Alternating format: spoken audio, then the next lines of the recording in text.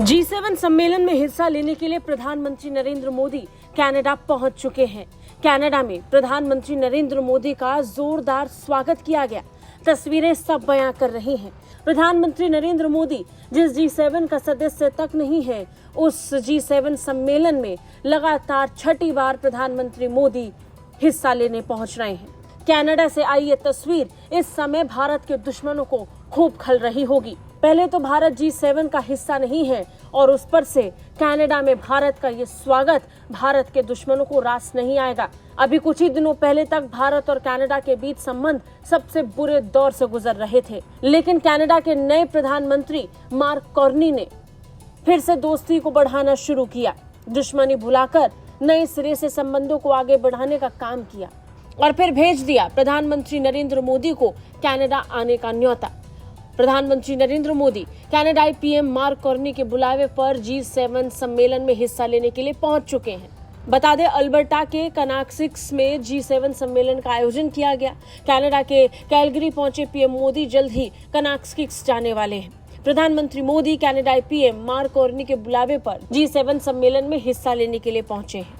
बता दें, 16 और 17 जून के इस सम्मेलन में France, America, United kingdom, Germany, Japan और इटली के प्रमुख हिस्सा ले रहे हैं।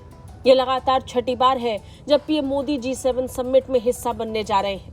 हालांकि इन सब के बीच अचानक अमेरिका के राष्ट्रपति डोनाल्ड ट्रंप को वापस अमेरिका लौटना पड़ा है।